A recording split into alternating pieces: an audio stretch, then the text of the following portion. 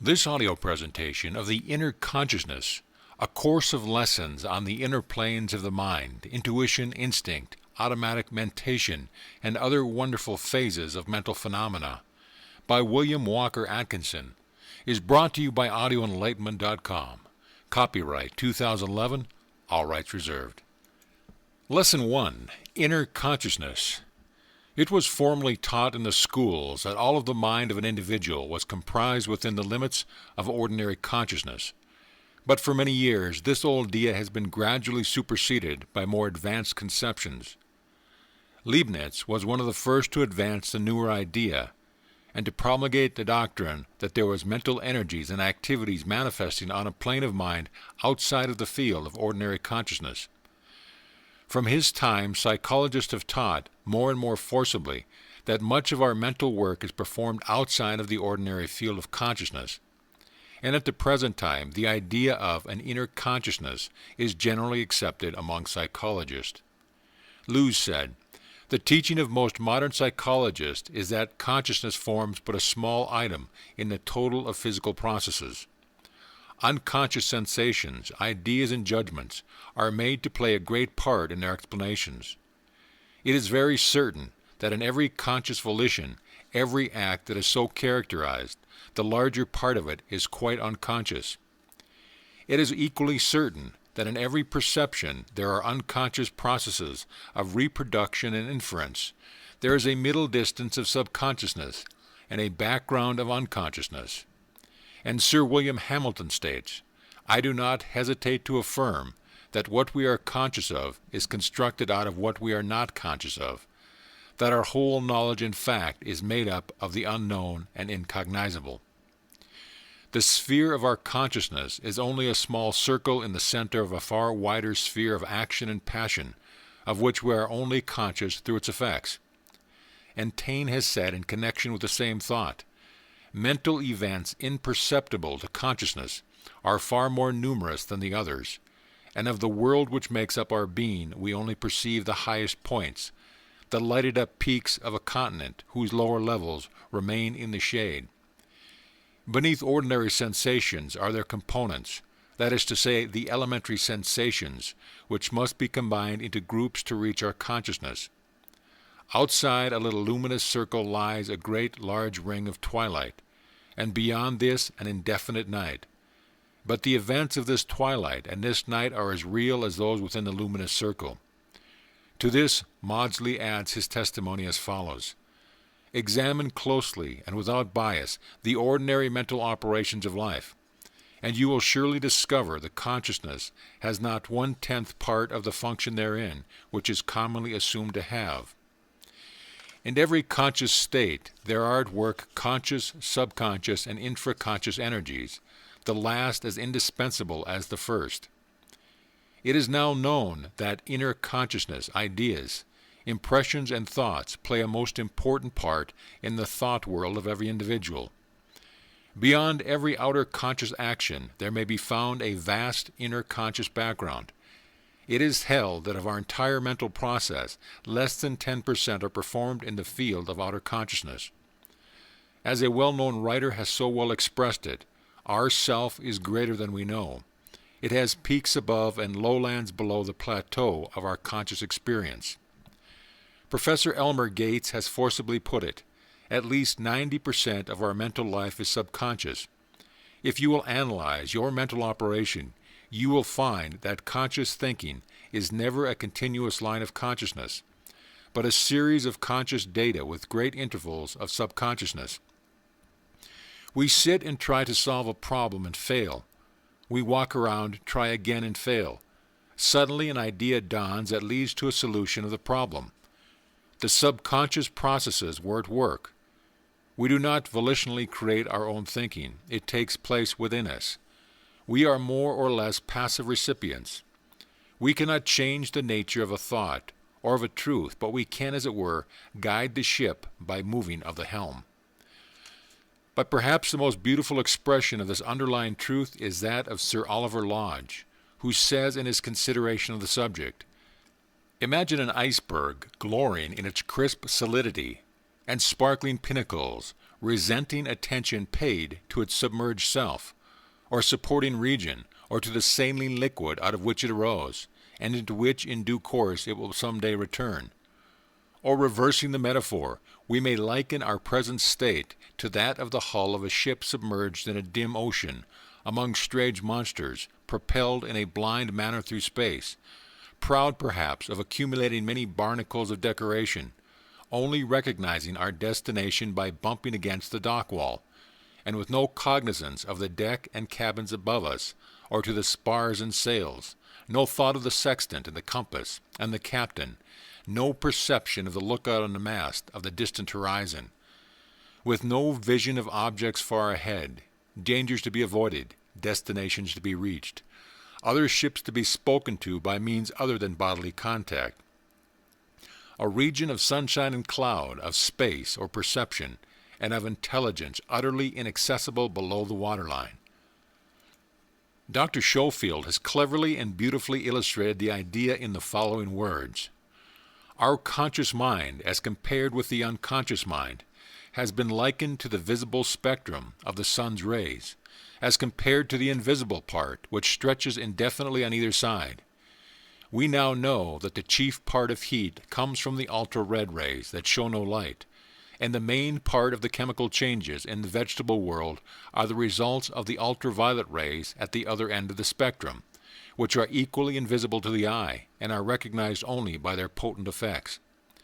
Indeed, as these invisible rays extend indefinitely on both sides of the visible spectrum, so we may say that the mind includes not only the visible or conscious part, and what we have termed the subconscious, that which lies below the red line, but also the supraconscious mind that lies on the other end, all those regions of higher soul and spirit life, of which we are only at times vaguely conscious, but which always exist and link us on to eternal verities on the one side, as surely as the subconscious mind links us to the body of the other.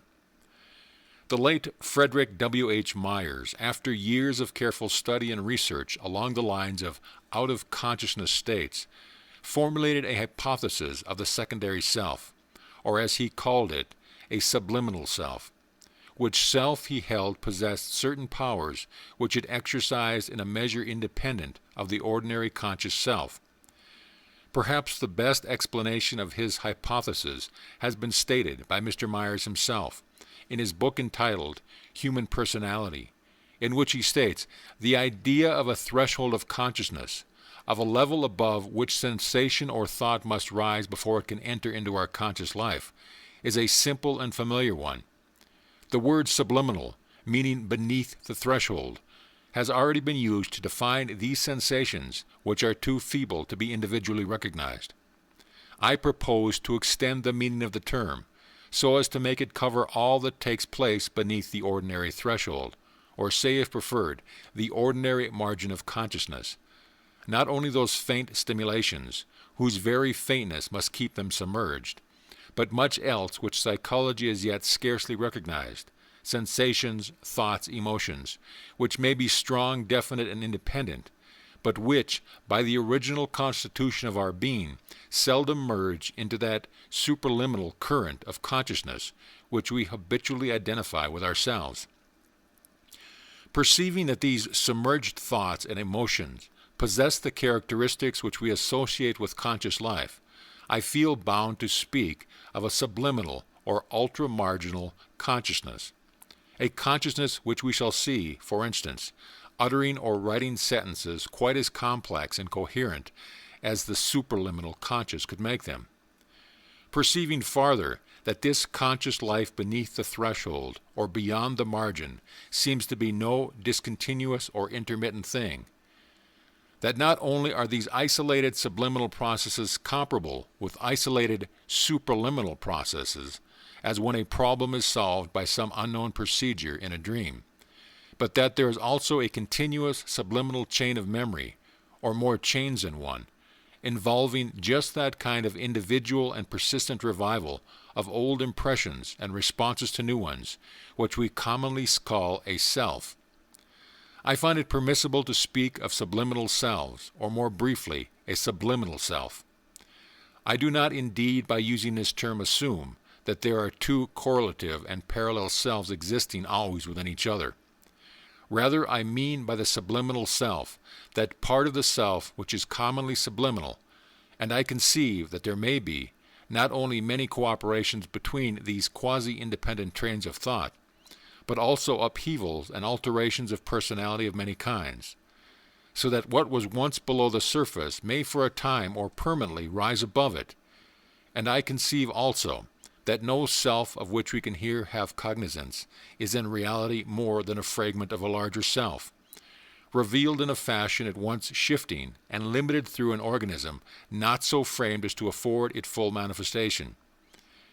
We have given you the different views of these respective authorities, not that we purpose adopting exclusively any of the various theories or hypotheses advanced, but merely that you may see that this question of an inner consciousness is not a mere vague theory of certain mystics and metaphysicians, but on the contrary is one that has attracted the earnest attention and consideration of scientific men and careful investigators along psychological lines.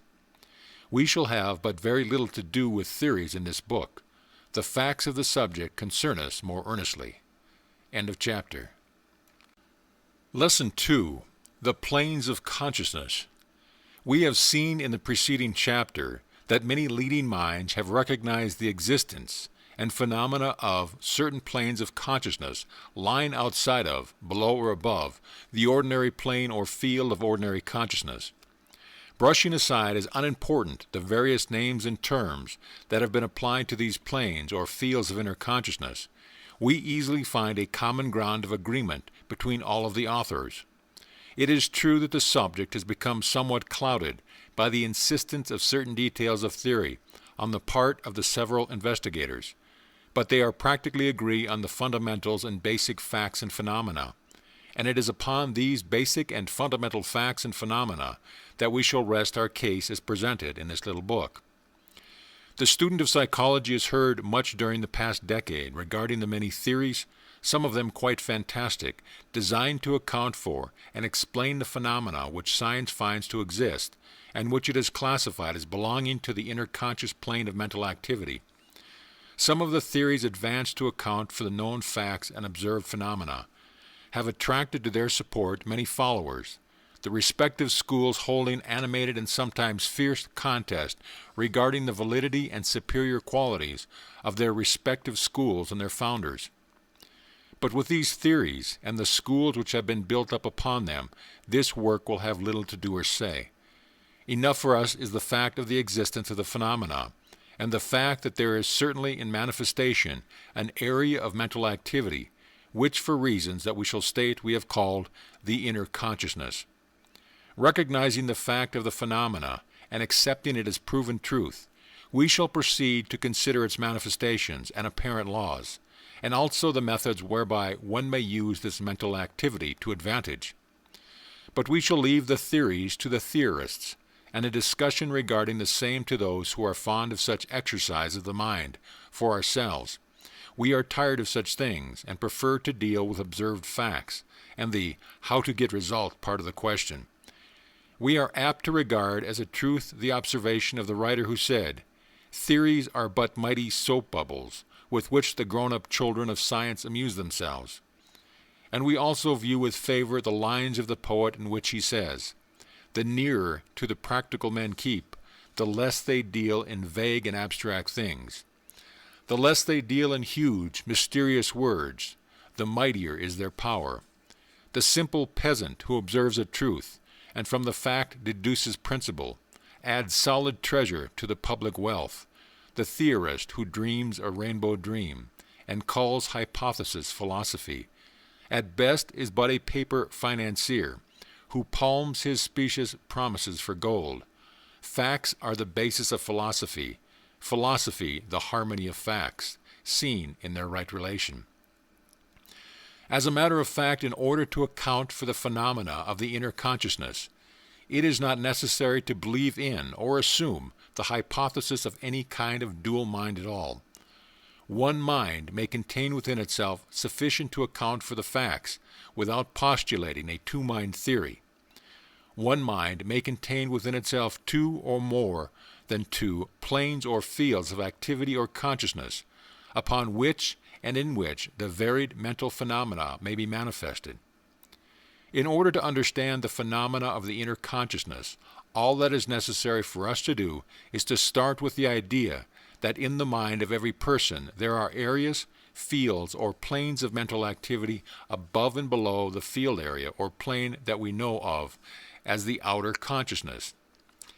In other words, to assume that there are basements or cellars, vaults and subvaults of the mind, below the level of the mental first floor in which we consider the results of our mental process. And is this true that also there are several mental stories above, as well as below, the one on which we do our considering? And it is with these several stories of mind, these planes or areas of mental activity, that we shall now have to do in this work. As we have seen from the authorities quoted, the fields or areas of mind outside of the circle of outer consciousness are many and varied.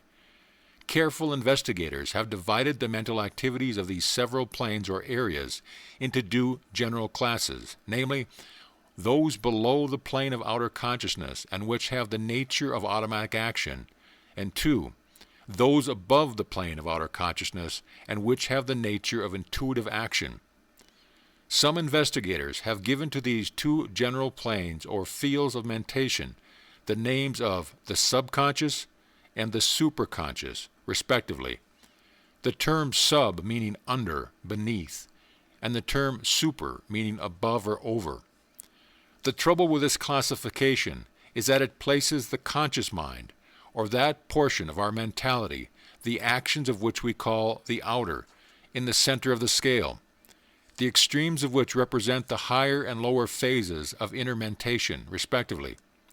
This is not correct, for the so-called conscious mind is merely a field of observation, before which passes the results of mental activity on the other planes, which then evolved past into the field of consciousness, just as a star passes into the field of observation of a telescope, or a teeny object in the field of observation of the microscope, and is then perceived by the watching organ of vision.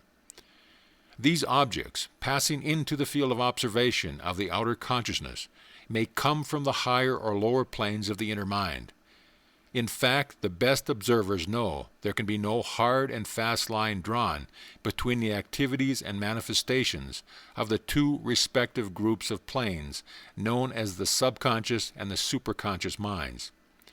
These activities shade into each other and are like the degrees on a scale, which are merely symbols which record the comparative and relative stages of manifestation of a thing, but which do not divide the thing into absolute divisions or classes. In fact, the very best occult authorities inform us that there are very many degrees or planes of mental activity, higher and lower, outside of the field of observation of the outer consciousness. On the lower plane of consciousness are to be found the consciousness of the various cells and cell groups in our body, which constitute the organ minds, which occultists know to exist.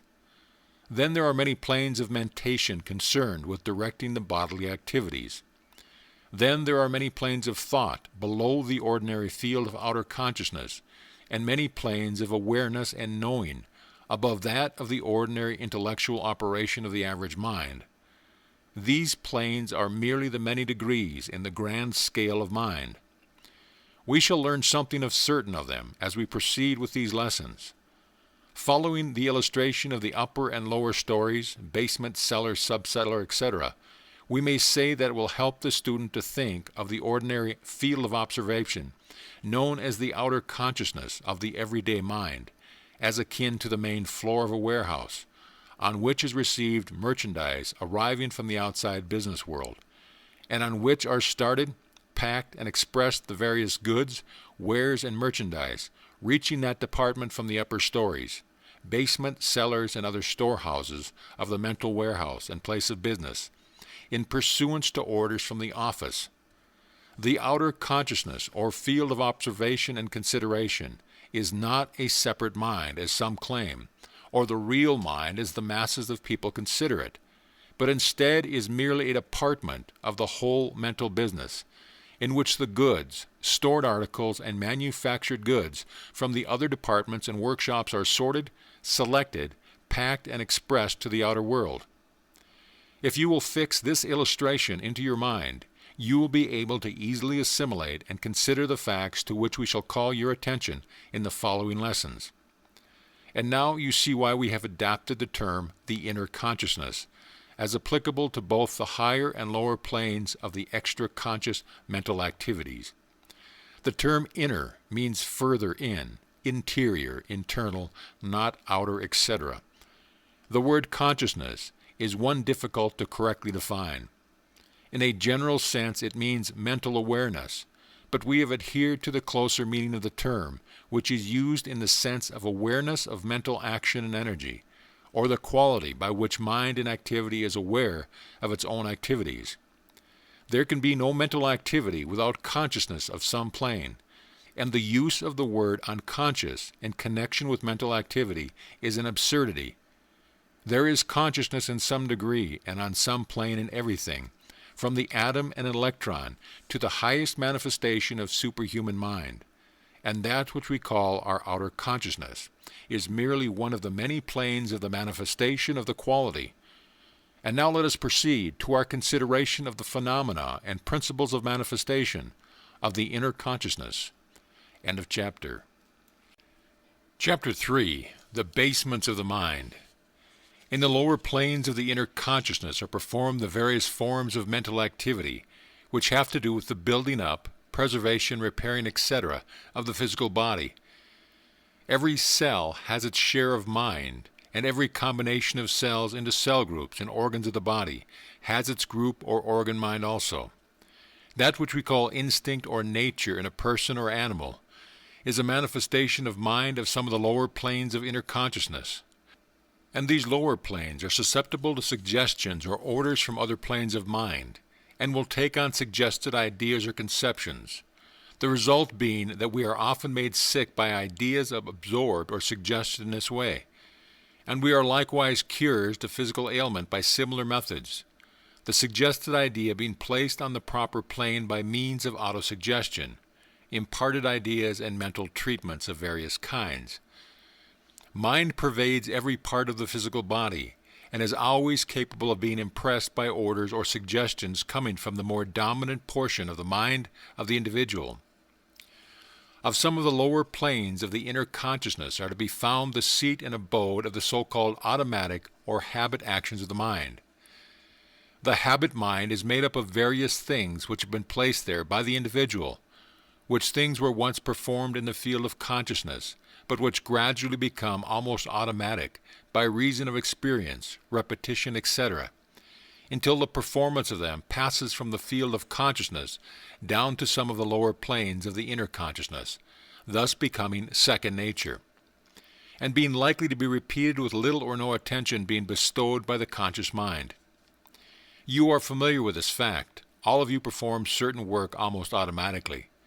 You run the sewing machine, typewriter, or play the piano almost automatically, and may be thinking of other things at the same moment.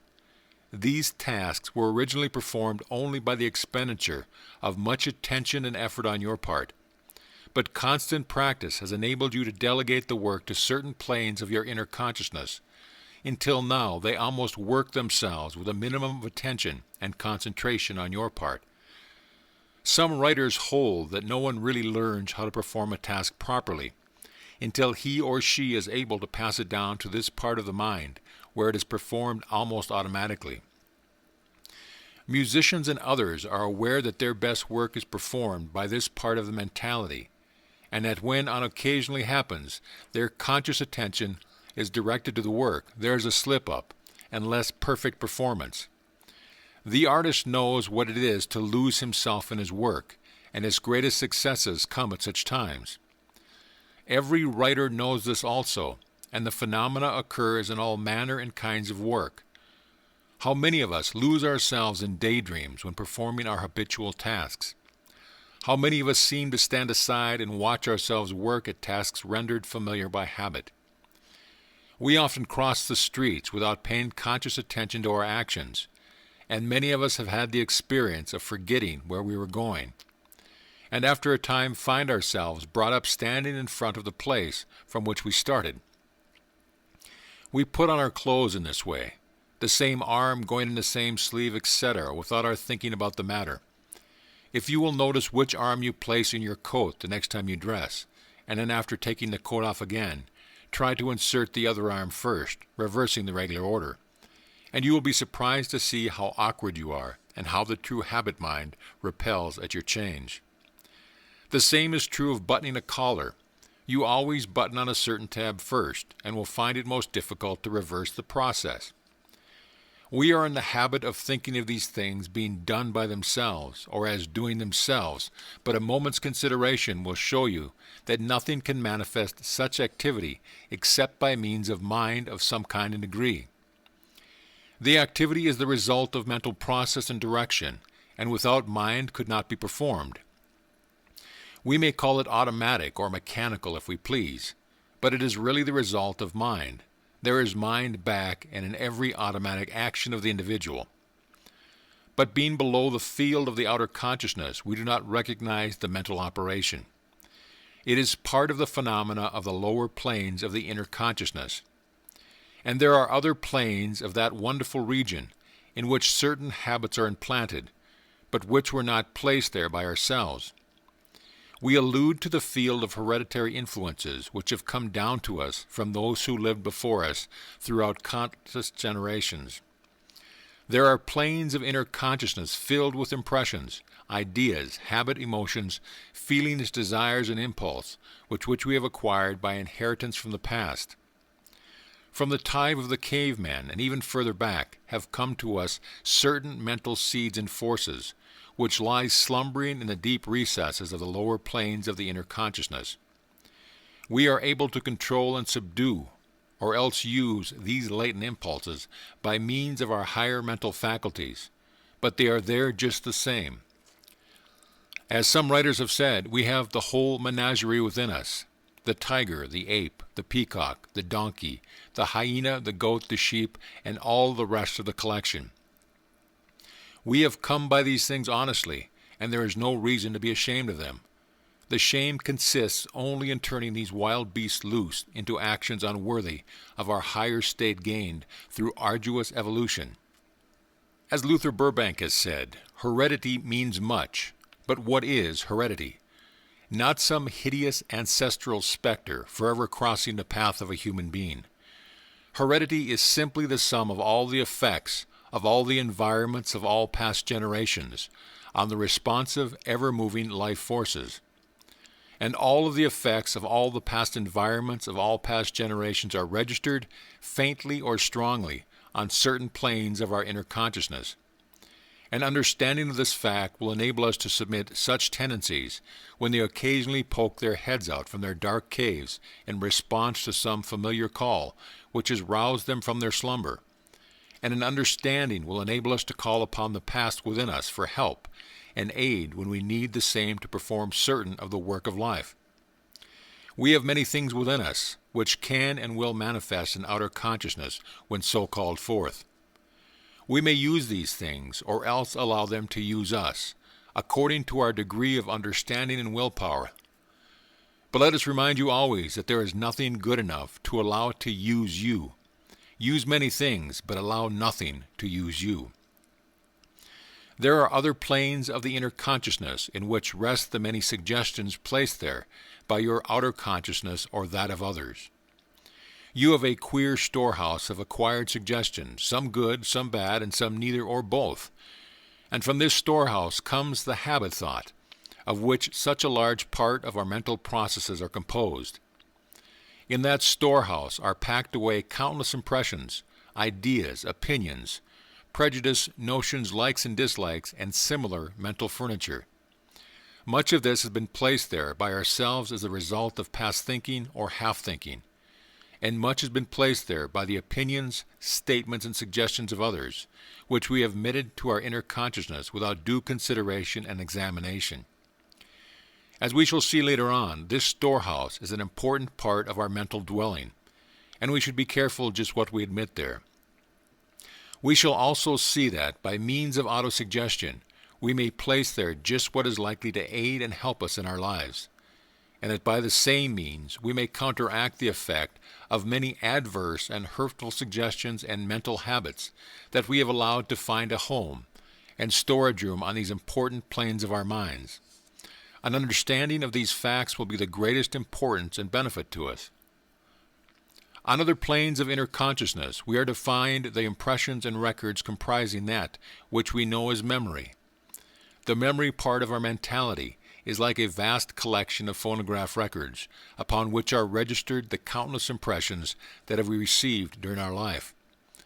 Some of these records bear deep, clear, and distinct impressions, which when placed in the recollecting room, send forth a clear reproduction of the original which produced the impression. Others contain impressions less clear. Some bear very indistinct impressions, which are most difficult of reproduction. But there is this difference between these memory records and those of the phonograph. The phonographic records grow fainter and less perfect according to the frequency of their use, while the memory records register a still deeper and clear impression the oftener they are reproduced. If one dwells in memory upon certain past events, he will find that each reproduction gives out a clear response. Of course, it is likewise true that one may mix outside facts and imaginary events with the real recollections in some cases, so that in future reproductions the real and the false appear together. But this is merely another proof of the rule. One may, and many often do, add to a tale at each telling, until at least the retold tale bears but little resemblance to the original. In so doing, one mixes the new impressions with the old, on his mental phonograph records, and at the next reproduction both the original and the added points sound forth together. This is why some people tell a lie so often that they actually believe it. The repeated impressions upon the tablets of memory become deeper and clearer, and the notes of the false mix with those of the true. One should always endeavor to keep an honest collection of memory records and be careful to avoid adding false impressions to the original ones. It is astonishing that anyone at all familiar with the phenomena of memory should doubt for a moment the existence of planes of consciousness beneath that of the ordinary outer consciousness. Every moment of our everyday life we are drawing upon these inner conscious planes of memory for the many things stored away there, far below the everyday outer consciousness. Not only do we draw upon these planes in this way, but in moments of intense stress, sudden danger, and other critical periods of life, these gates between these planes swing ajar, and a flood of recollection pours out from them. It is related in numbers of instances that, as the writer well expresses it, the acts of a whole lifetime, which are of consequence, and many that are not, will be flashed across the screen of memory with such lightning rapidity and with such distinctness as to seem like a vast panorama, whose every detail is grasped by the mind in the instant of time. A noted high-bridge jumper, in describing his feelings while making his famous leap from the Brooklyn Bridge, stated that it seemed as if, during the few seconds required for his descent to the water beneath, there passed through his memory all the acts of his life, in their proper order, some of which had not appeared in his recollection for years, and which would have all his life remained dormant, except for some extraordinary stimulus such as this. It is an almost universal experience of drowning persons who have been rescued at the last moment and resuscitated, that during the few moments just preceding the loss of consciousness, the memory suddenly grasps with a marvelous vigor the deeds of the life which seem about to end, and by some mysterious compelling intuition, the sufferer is able and obliged to recognize, at the same time, and more fully than ever before, the right or wrong of each particular act. The following quotations will show you, at a glance, what an important part is played by this inner conscious faculty of memory, in the domain of knowledge, in the opinion of eminent authorities. All knowledge is but remembrance, Bacon. That which constitutes recollection or an act of memory is the present image which a past sensation has left in us, an image which seems to us the sensation itself. Taine. Memory is a primary and fundamental faculty without which none other can work, the cement, the bitumen, the matrix in which all other faculties are embedded. Without it, all life and thought were an unrelated succession. Emerson. There is no faculty of the mind which can bring its energy into effect unless the memory be stored with ideas for it to look upon. Burke. Every organ indeed, every area and every element of the nervous system has its own memory. Ladd. Memory is the golden thread linking all the mental gifts and excellence together. Hood. Memory is the cabinet of imagination, the treasury of reason, the registry of conscience, and the council chamber of thought. Basile. A man's real possession is his memory. In nothing else is he rich. In nothing else is he poor. Alexander Smith. I would rather have a perfect recollection of all that I have thought and felt in a day or a week of high activity than read all the books that have been published in a century.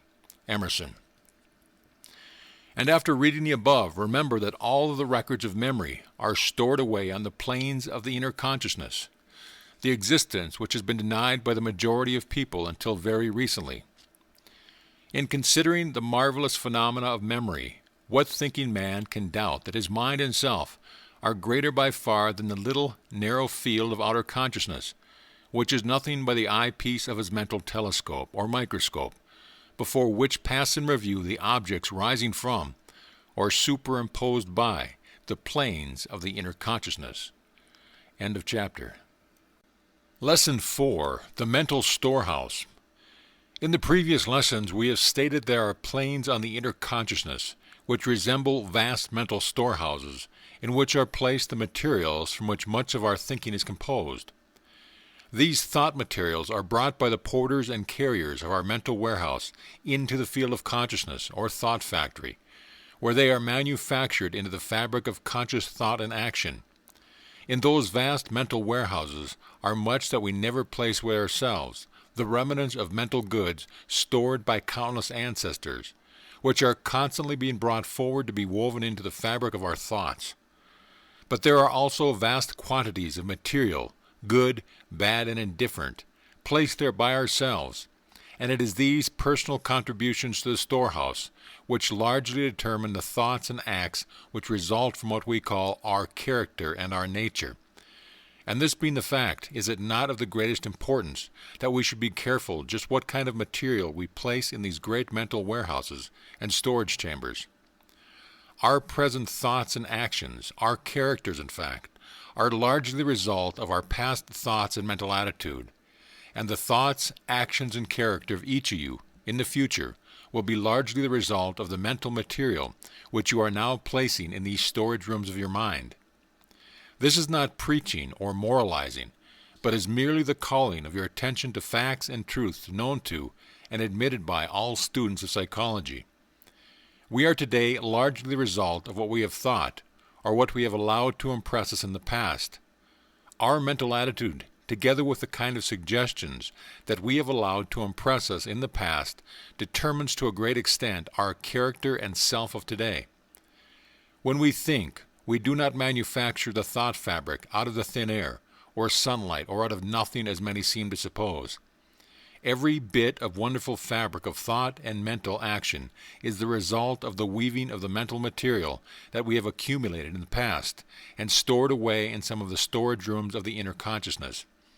This surely is plain enough to everyone who will give the matter a moment's thought, and yet how few really have realized the truth, and still fewer are those who have learned to act upon this principle. If we were building a house, store, or any other building, how careful we would be to see that none but the best materials were delivered to the builders in whose hand the erection of the property was placed. How carefully each item of material would be inspected if we were in the manufacturing business and wished to turn out goods of fine quality. How careful we would be regarding the grade of the material to be used. Our buyer would exercise his skill, and the inspector would look over each consignment as it arrived, rejecting all imperfect and unsatisfactory material.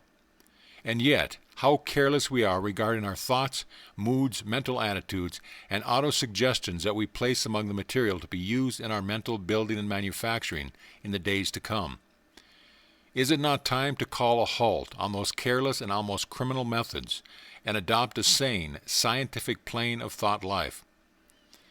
The mental attitude of a man is represented by the character of thought which he allows to take a hold of him. If he allows every despondent, negative, hurtful thought to obtain lodgment in his mind, his mental attitude will gradually become in harmony with such thoughts, and he will be laying away a fresh stock of negative thoughts each day, which will surely be woven into mental fabric he turns out on some future day. Can you doubt this when you know of the effects of certain mental habits of manifestation? And what are these habits but the using of the thought material of the past? How much harder is it for a man whose mind is full of these negative thought materials to present a bold, confident, courageous front in the battles of life? His every instinct and habit of thought is against it. It is so much easier to droop the shoulders and fold the hands and say, "What's the use?" in such a case, because all the mental material is of that dark, gray, negative hue. All the material is of that rotten, worthless quality. But if, in the past, you have cultivated the habit of refusing to admit the negative thoughts and suggestions, have thrown them out of the scrap pile, and have stored away nothing but the bright, cheerful, courageous, and positive thoughts and suggestions, then you will begin to build or weave your will surely produce the best kind of thought and action. You cannot help it, for you are working with the best materials, and with your mental machine adjusted to the proper gauge. All this is far more than jollying or cheering up talk. It is a statement of psychological fact which, if once thoroughly understood by the masses of people, would make this old world of ours into a much brighter and cheerful place. An understanding of these principles will make you over mentally, if you will but act upon your new knowledge. There is no secret process connected with this work. All that is necessary for you to do is to will that henceforth you will allow no negative, depressing, or undesirable thought take lodge in your mind, but will on the contrary keep steadily at work replacing the undesirable things in your mind with desirable material. When a negative thought comes into your field of consciousness, dismiss it with the thought, "There is another bit of that mental truck that I stored away with it to the scrap pile," and lose no opportunity of thinking the bright, optimistic, positive, desirable thoughts and storing them away. And when you can put one of these thoughts into action, by all means do so, for by so doing you have added a large share to the right kind of material in your mental storehouse. Do not let the thought of the past thought foolishness worry you or discourage you. Think of the comparison made by a well-known writer who compared the mind to a bowl of muddy water, into which a clear stream of fresh water was pouring. Anyone will see that the fresh water will gradually clear the entire body of water, until the muddy substance are not discernible. So pour in the kind of thoughts you desire, and thus render clear the muddiness that has been your bane for so long. Another writer has compared the matter to a dark room. If you wish to drive away the darkness, just open the shutters and admit the light, and lo, the darkness has disappeared. And this last illustration is true according to the old occult teachings, which held that a positive thought always tended to neutralize and transmute a negative one. In fact, that a positive thought had sufficient potency and force to neutralize many negative thoughts. This being the case, by willpower and perseverance, you may change the nature of your mental material stored away in the storeroom of the inner consciousness, including the inherited ones, and thus render yourself practically a new person in character and nature within a reasonable time. The ego is the real master, and not the slave of environment that so many seem to think it is. It is true that when the ego lies dormant and passive, the personality is indeed made up of the inherited ideas and feelings, the suggested thoughts and ideas, and the acquired ideas and tendencies picked up during our life. But let the ego once rouse itself and put into operation its own weapon, the will, then it is enabled to master environment, and to cast out the rubbish stored away from the past, replacing it with bright, fresh, good, strong mental material from which the thoughts and actions of the future will be manufactured. The ego can remake one's character, for it is the master of the mental warehouse. Dismiss your careless and incompetent mental assistants, which have allowed this accumulation of mental rubbish. Take charge yourself, you, the ego, and assert your mastery. Inspect and pick out your own mental material, that nothing but the best quality of thought and action may be produced. End of chapter. Chapter 5. Making over oneself. One of the most interesting phases of the science of using the inner consciousness is that which may be called making over oneself. That is, the application of psychological laws in the direction of rebuilding certain of the inner conscious planes, or rather in replacing the mental material stored there by the more desirable material. This process has been aptly called character building, which indeed it is, for the character is largely dependent upon what is contained in the inner consciousness, and whatever affects the latter affects the character. The word character itself is derived from a Greek word meaning to engrave, to cut in, and some of the authorities state that the Greek word was derived from some older language and was first used by ancient makers of bricks to indicate the personal trademark by each upon the bricks manufactured by himself, each maker having his own trademark. And the word has gradually grown in meaning until today we use it in the sense of the peculiar quality or sum of qualities by which a person or thing is distinguished from others, from Webster's. This latter-day use of the term is interesting when one is able to trace it from its original usage, showing the idea that was in the minds of those who have gone before us, i.e., that this thing that we call character was something impressed or engraved upon a man's mental substance. To the majority of persons, character is something that belongs to a person by some unchangeable natural law, and which cannot be altered or improved. To the experienced psychologist, however, character is a plastic thing, which is modified by the character of one's thoughts and mental attitude, and which may therefore be improved, changed, or altered at will. Psychology, taking cognizance on the planes of inner consciousness, and understanding the truth of the fact that character is the fabric manufactured from the material stored away on those planes, now teaches that by placing the proper materials in the storage rooms, we may cause the character to be manufactured in accordance with the quality thereof. In short, that one may practically make over oneself by placing the right kind of raw material in the mind. This is true in the case of training children and others, but is equally true in self-training or character building. To those who may think that in speaking of the planes of inner consciousness, we are postulating a shadowy, intangible mind, independent of the brain, we would say that this is not correct. We regard the brain as the organ of the mind, in its inner conscious manifestation as well as its outer conscious ones. The brain is composed of an enormous number of cells, composed of plasm, or elementary living matter, some authorities estimating the number of the brain cells at about 500 million to 2 billion, the number depending upon the mental activity of the person. Besides the number of brain cells in active use, there are always great reserve forces of cells awaiting a sudden call. In addition to this, it is believed that the brain will grow additional cells in cases of need, so that the mind capacity of the individual is almost limitless. A class of brain cells actively used will manifest a tendency to spring into activity almost automatically, at the slightest need, while those remaining unused will become almost atrophied, and are called into action slowly and clumsily.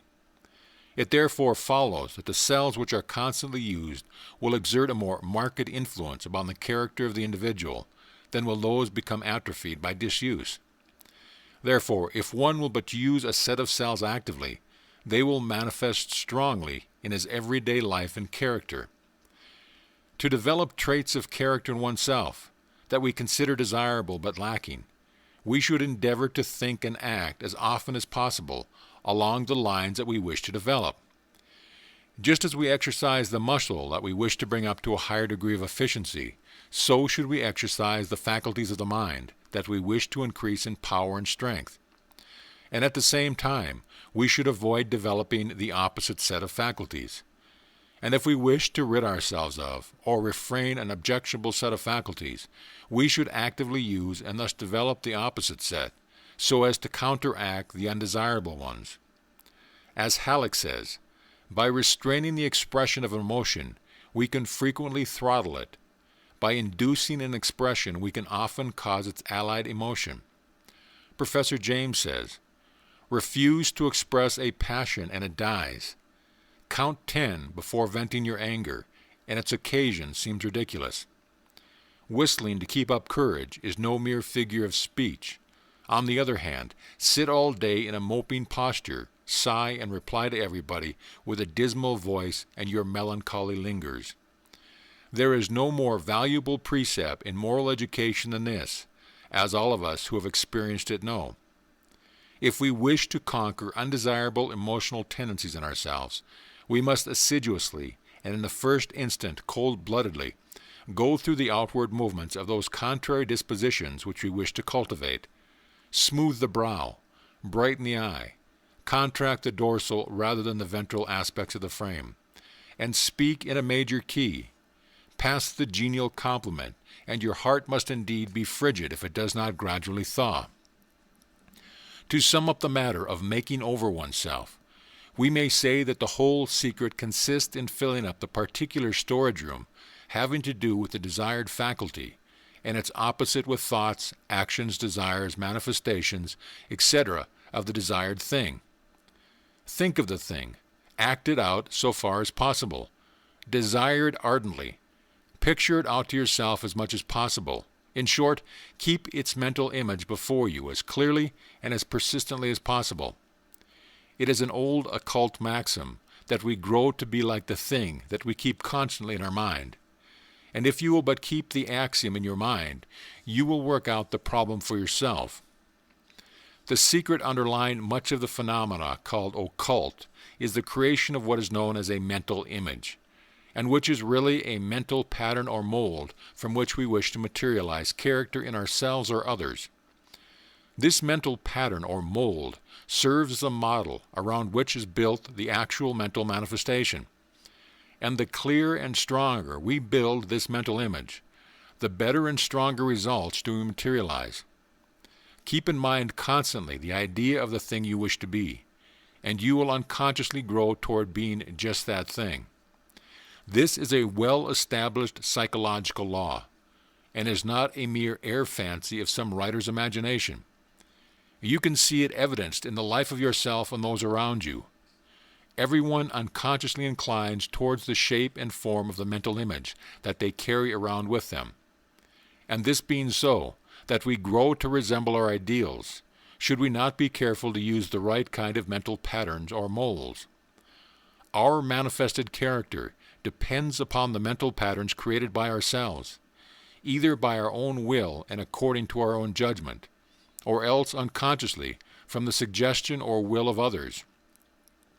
Aristotle wrote that of every object thought there must be in the mind some form, phantasm, or species, that things sensible are perceived and remembered by means of sensible phantasms, and things intelligible by intelligible phantasms, and that these phantasms have the form of the object without the matter, as the impression of a seal upon wax has the form of the seal without its matter.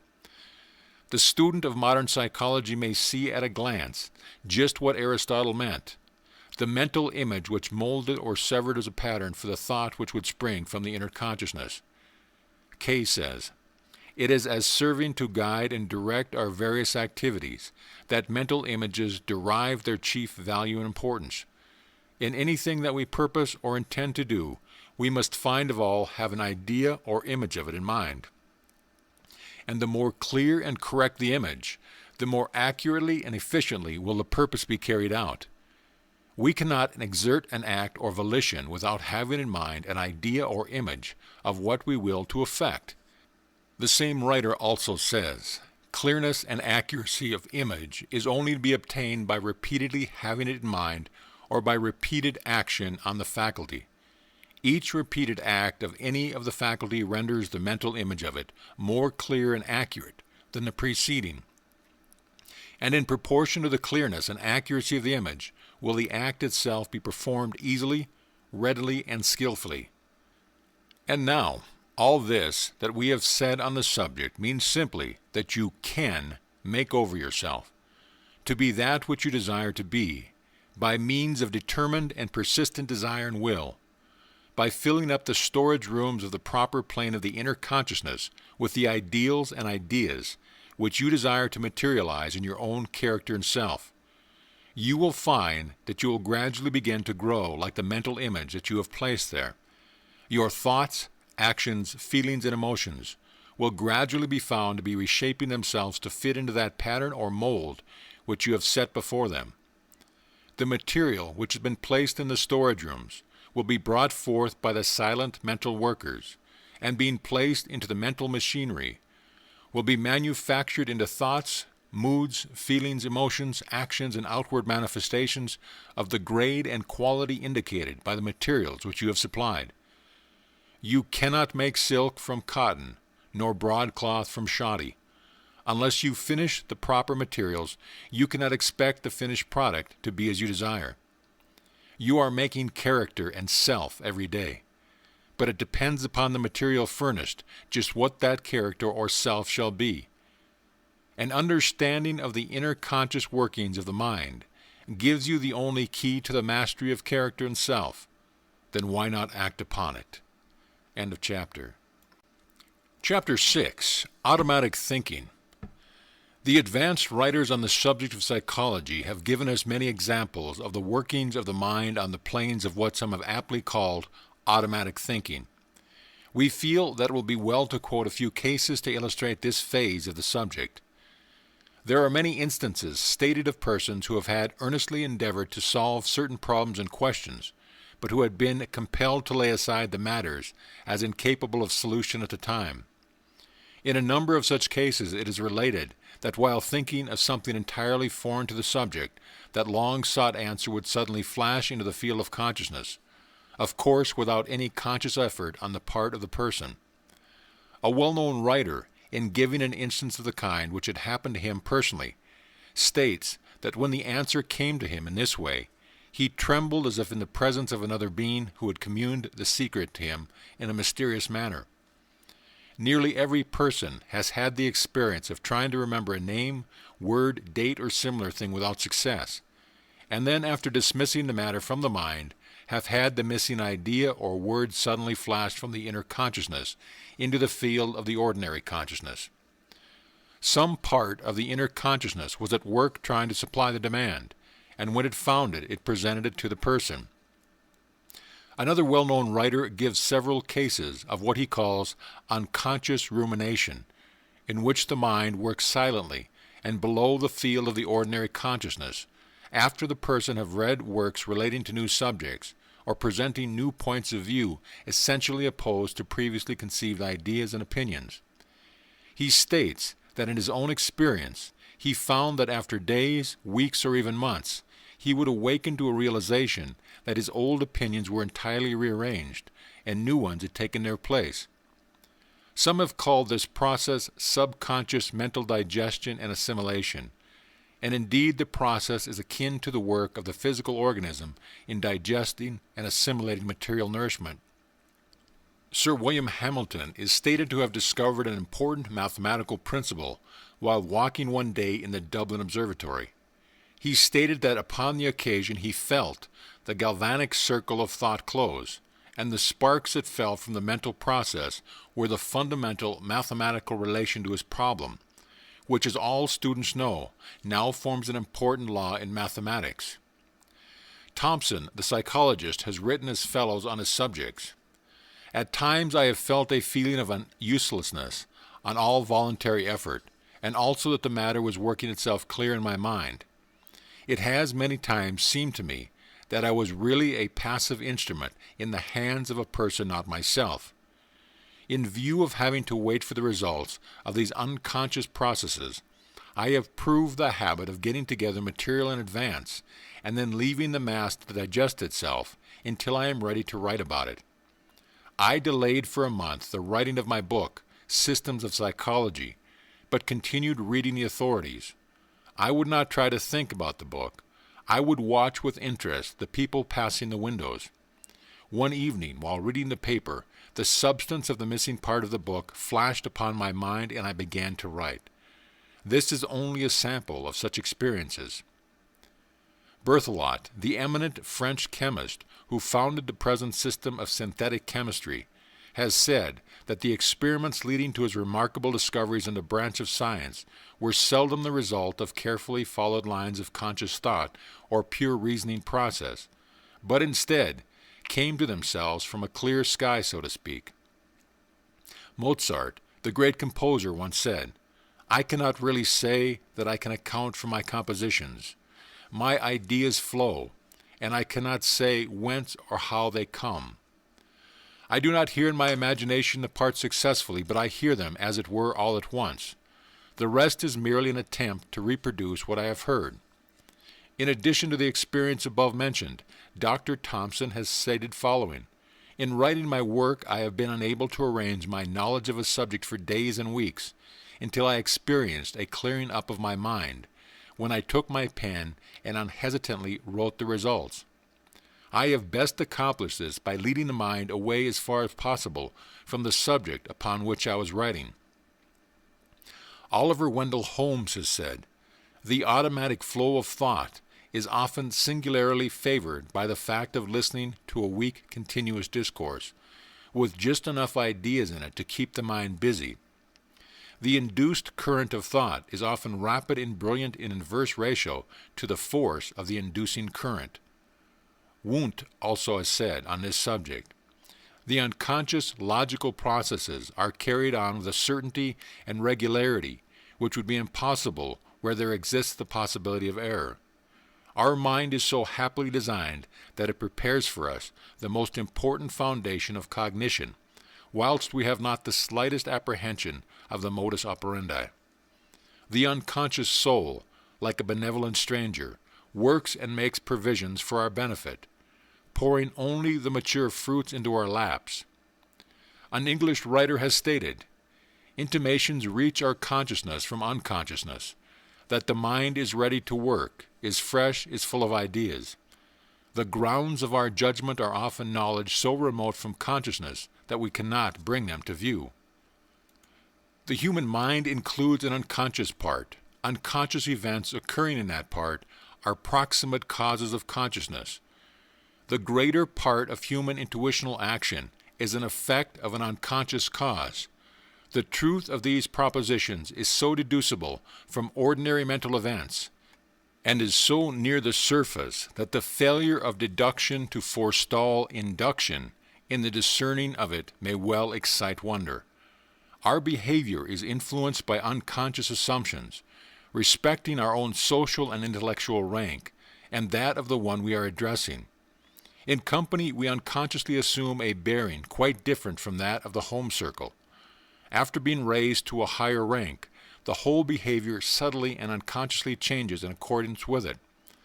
Commenting on the above, another writer adds, "This is also the case in a minor degree with different styles and qualities of dress and different environments. Quite unconsciously, we change our behavior, carriage, and style to suit the circumstances." Jensen has written, "When we reflect on anything with the whole force of the mind, we may fall into a state of entire unconsciousness, in which we not only forget the outer world, but also know nothing at all of ourselves and the thoughts passing within us at the time. When we suddenly awake as from a dream, and usually at the same moment, the result of our meditation appears as distinctly in consciousness without our knowing how we reached it." Another writer has said, "It is inexplicable how premises which lie below consciousness can sustain conclusions in consciousness. How the mind can wittingly take up a mental movement at any advanced stage, having missed its primary steps. Some psychologists, Hamilton and the others, have made a comparison likening the action of the mental process to that of a row of billiard balls, of which one is struck and the impetus transmitted throughout the whole row, the result being that the last ball actually moves, the others remaining in their places. The last ball represents the plane of ordinary outer consciousness. The other balls represent the various stages of the action of the inner consciousness. Lewes, the psychologist, commenting on the above conception, adds, "Something like this," Hamilton says, "seems often to occur in a train of thought, one idea immediately suggesting another into consciousness. This suggestion passing through one or more ideas which do not themselves rise into consciousness. This point, that we are not conscious of the formation of groups, but only of a formed group, may throw light on the existence of unconscious judgments, unconscious reasonings, and unconscious registrations of experience. In connection with these processes of the mind, on the planes below those of the outer consciousness, many writers have noted the discomfort and uneasiness preceding this birth into consciousness of the ideas developed on the unconscious plane. Maudsley says regarding this, "It is surprising how uncomfortable a person may be made by the obscure idea of something which he ought to have said or done, and which he cannot for the life of him remember. There is an effort of the lost idea to get into consciousness, which is relieved directly the idea bursts into consciousness." Oliver Wendell Holmes says, "There are thoughts that never emerge into consciousness, and which yet make their influence felt among the perceptive currents, just as the unseen planets sway the movements of the known ones." He adds, "I was told of a businessman in Boston who had given up thinking of an important question as too much for him, but he continued so uneasy in his brain that he feared he was threatened with palsy. After some hours the natural solution of the question came to him, worked out as he believed in that troubled interval." The above experiences are common to the race, and nearly everyone who reads the above lines will at once recognize the occurrence as familiar in his or own personal mental experience. Among the many interesting cases related to illustrate the principle of automatic thinking or unconscious ruminations, that of the famous mathematical prodigy Zerah Colburn is perhaps one of the most striking. This individual possessed a remarkable faculty of automatically working out the most difficult mathematical problems. It is related of him that while yet a child of 7 years of age, and while he was without any previous knowledge of the common rules of arithmetic, he was still able, by some intuitive, inner conscious facility, to solve the most difficult mathematical problems without the aid of figures, pencils, or paper, by some inner conscious system of mental arithmetic. And that early age, he was able in this way to immediately give the number of minutes and seconds in any given period of time, and to tell the exact product arising from the multiplication of any number consisting of 2, 3, or 4 figures by any other number consisting of a like number of figures. The records of his time give many wonderful instances of his strange power, from which we quote the following as an illustration. At a meeting of his friends, which was held for the purpose of concerting the best methods of promoting the views of the Father, this child undertook and completely succeeded in raising the number 8 progressively up to the 16th power, and in naming the last result. He was right in every figure. He was then tried as to other numbers consisting of 1 figure, all of which he raised as high as a 10th power, with so much facility and dispatch that the person appointed to take down the results was obliged to enjoin him not to be so rapid. He was asked the square root of 106,929, and before the number could be written down, he immediately answered 327. He was then required to name the cube root of 268,336,125, and with equal faculty and promptness he replied 645. Various other questions of the similar nature, respecting the roots and powers of very high numbers, were proposed, to all of which he answered in a similar manner. One of the gentlemen asked him how many minutes there were in 48 years, and before the question could be written down, he replied, 25,228,800, and then instantly added that the number of seconds in the same period was the correct number. He persistently declared that he did not know how the answers came into his mind. Moreover, he was entirely ignorant of the common rules of arithmetic, and could not perform upon paper a simple sum in multiplication or division. In the extraction of roots, and in mentioning the factors of high numbers, he gave the answers either immediately or in a very few seconds, whereas it requires, according to the ordinary method of calculation, very difficult and laborious work and much time. A most peculiar sequel was noted in this case, for as the child was educated to perform mathematical calculations according to rule and in the ordinary way, his wonderful power deteriorated, and in the end he was no more than the ordinary well-drilled child, so far as the branch of mathematics was concerned. The instance of blind Tom is also an illustration of automatic thinking.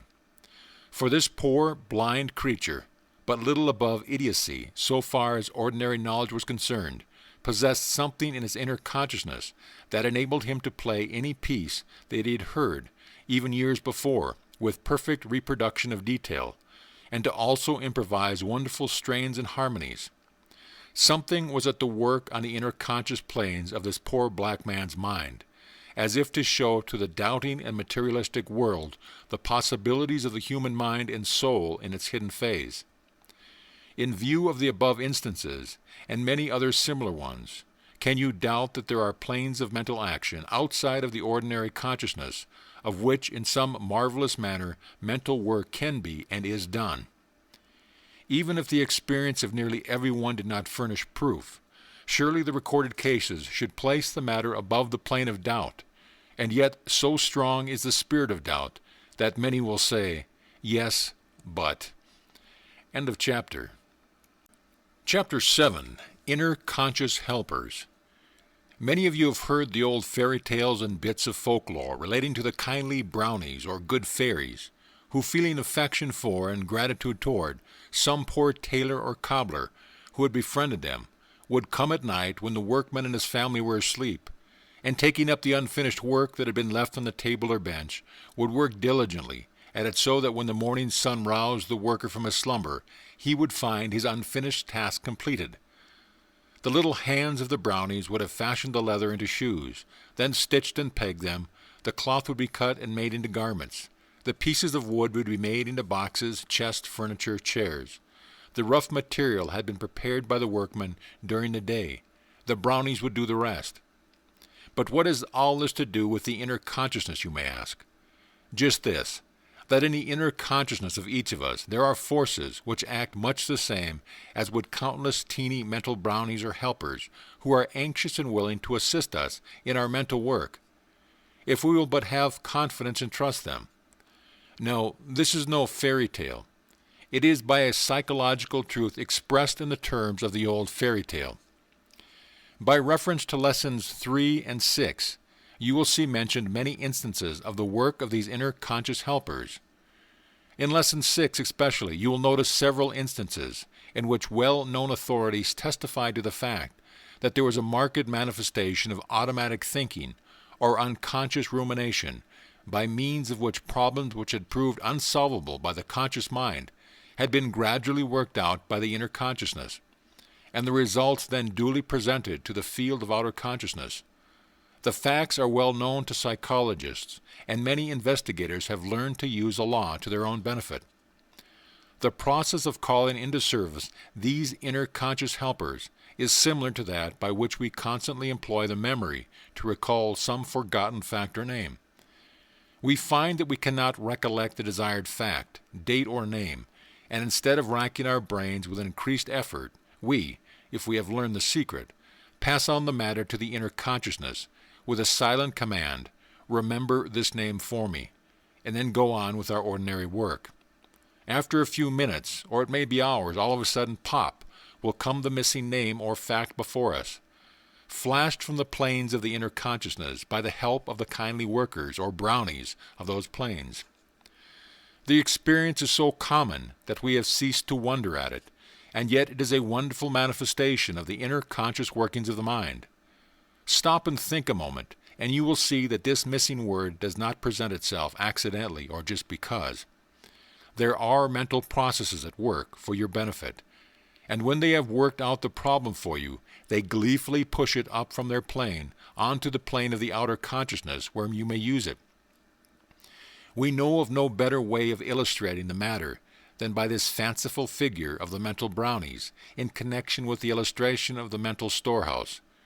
If you would learn to take advantage of the work of the inner conscious brownies, form a mental picture of the mental storehouse on the several planes of the inner consciousness, in which are stored all sorts of knowledge that you have placed there during your lifetime, as well as the impressions that you have had passed on to you from the past, whether that past be the lives of ancestors or past lives of yourself. Take your choice regarding this. The information stored away has often been placed in the storage rooms without any regard to systematic storing or arrangement. And when you wish to find something that has been stored away a long time ago, the exact place being forgotten, you are compelled to call to your assistance the little brownies of the mind, which you do by the silent command of, "Recollect this for me." These brownies are the same little chaps that you charge with the task of waking you up at 4 o'clock tomorrow morning when you must catch your train, and they obey you well. The same little fellows will also flash into your consciousness the report, "I have an engagement at 2 o'clock with Jones," and looking up at your clock, you can see that it is just a quarter before the hour of your engagement. Well, if you will examine carefully into a subject which you wish to master, and will pass along the results of your observation to these inner conscious brownies, you will find that they will work the raw materials into shape for you in time. They will arrange, analyze, systemize, collate, and arrange in consecutive order the various details of information which you have passed on to them, and will add thereto the various articles of similar information that you will find stored away in the various recesses of your memory. In this way they will group together various scattered bits of knowledge that you have forgotten. And right here, let us say to you that you never absolutely lose anything that you have placed in your mind. You may be unable to remember, to recollect certain things, but they are not lost. Sometime later, some associated connection will be made with some other fact, and lo, the missing idea will be found fitted nicely into its place into the larger idea, the work of our little brownies. Read the examples given in other lessons. They can be reproduced by you or anyone who will cultivate the knack of it. Remember Thompson's statement that, in view of having to wait for the results of these unconscious processes, I have proved the habit of getting together material in advance and then leaving the mass to digest itself until I am ready to write about it. This inner conscious digestion is the work of our little mental brownies. There are many ways of getting the brownies to work. Nearly everyone has had some experience more or less in the matter, although often it is done almost unconsciously and without intent or knowledge. Perhaps the best way for the average person, or rather, for the majority of persons, is to get as clear an idea of what you really want to know as possible, as clear an idea or mental image of the question you want answered, and then, after rolling it around in your mind, giving it a high degree of voluntary attention, then we say pass it on to the inner conscious planes, with the mental command, "Attend to this for me, work out the answer, and then report to me," or a similar order. This order may be made silently or aloud if you wish. The forming of the words seems to give force to the order. Speak to the inner conscious workers just as you would to the people in your employ, firmly but kindly. And then, this is an important point, you must accompany the order with an earnest expectation that your will be carried out. The clearer your belief, the better will be the result. A doubt will interfere somewhat. The writer of this book once said, "Earnest desire, confident expectation, and firm demand, these form the triple key of occult attainment." And so it is, in this case as in many others. Talk up to your inner consciousness and firmly command it to do your work, but also earnestly desire its accomplishment, and above all, confidently expect the desired answer. And then forget all about the matter. Throw it off of your conscious mind and attend to other tasks. And then in due time the answer will be forthcoming and will flash before your consciousness, perhaps not until the very minute that you must decide upon the matter or near the information. You may give your brownies orders to report by such and such a time if you wish, just as you do when you tell them to awaken you for your train or to remind you of an appointment. End of chapter. Lesson 8. Forethought. The late Charles Godfrey Leland, a well-known writer and investigator along psychological lines, devoted several of the last years of his long life, he lived to be nearly 80 years of age, to an investigation of the operation of the will along the general lines of inner consciousness.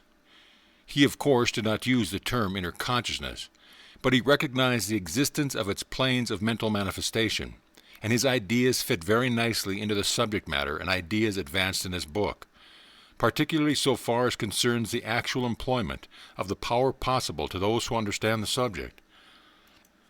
In connection with the idea of automatic thinking, which we have described in the 2 preceding chapters under the heading of automatic thinking and inner conscious helpers, he uses the word forethought, first employed in a similar connection by Horace Fletcher.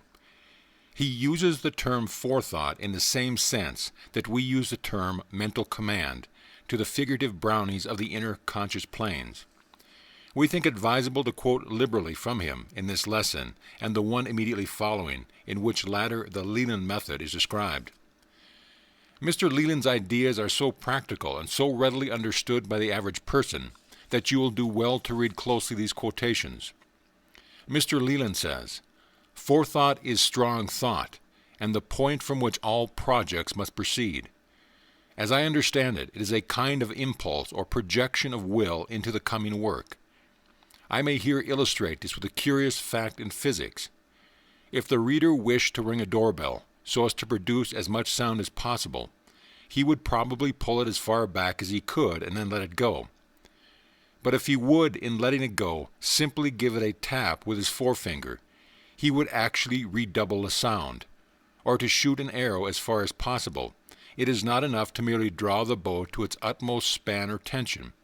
If, just as it goes, you will give the bow a quick push, though the effort be trifling, the arrow will fly almost as far again as it would have done without it. Or if, as in a well-known, in wielding a very sharp saber, we make the draw cut, that is, if to blow or chop, as with an axe, we also add a certain slight pull simultaneously, we can cut through a silk handkerchief or a sheep. Forethought is the tap on the bell, the push on the bow, the draw on the saber. It is the deliberate but yet rapid action of the mind, when before falling to sleep or dismissing thought, we bid the mind to subsequently respond. It is more than merely thinking that what we are to do. It is the bidding or ordering the self to fulfill a task before willing it. Forethought, in the senses employed or implied, as here described, means much more than mere previous consideration or reflection, which may be very feeble. It is, in fact, constructive, which implies active thought. Therefore, as the active principle in mental work, I regard it as a kind of self-impulse, or that minor part in the division of the force employed which sets the major into action. Now, if we really understand this, and can succeed in employing forethought as the preparation for and impulse to autosuggestion, we shall greatly aid the success of the latter, because the former ensures attention and interest. Forethought may be brief, but it should always be energetic. By cultivating it, we acquire the enviable talent of those men who take in everything at a glance and act promptly, like Napoleon. This power is universally believed to be entirely innate, or a gift, but it can be induced or developed in all minds in proportion to the will by practice. Be it observed that as the experimenter progresses in the development of will by autosuggestion, he can gradually lay aside the latter, or all processes, especially if he works to such an end, anticipating it. Then he simply acts by clear will and strength, and forethought constitutes all his stock in trade, process or aid. He preconceives and wills energetically at once, and by practice and repetition, forethought becomes a marvelous help on all occasions and emergencies. To make it avail the one who frequently practices autosuggestion, at first with, and then without sleep, will inevitably find ere long that to facilitate his work or to succeed, he must first write, as it were, or plan a preface, synopsis, or epitome of his proposed work, to start it and combine with it a resolve or decree that it must be done, the latter being the tap of the bell knob. Now the habit of composing the plan as perfectly, yet as succinctly as possible, daily or nightly combined with the energetic impulse to send it off, will mean long give the student a conception of what I mean by forethought, which by description I cannot. And when grown familiar and really mastered, it will give to its possessor a power to think and act promptly in all the emergencies of life, in a greatly increased degree. All men of great natural strength of mind, gifted with the will to do and dare, the beings of action and genius, act directly, and are like athletes who lift a tree by the simple exertion of the muscles.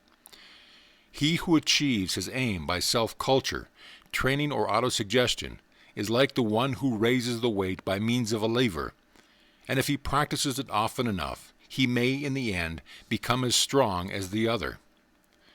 Such a man is like the hero in what a man reads novels, of whom it is said, his aim with the rifle is infallible, and it would seem as if the ball obeyed his will. There must be a kind of directing principle in his mind, independent of strength of nerve and sight. He and one other are the only men in whom I observed this singular power. This means simply the exercise in a second, as it were, of the tap of the bell knob, or the projection of the will into the proposed shot, and which may be applied to any act.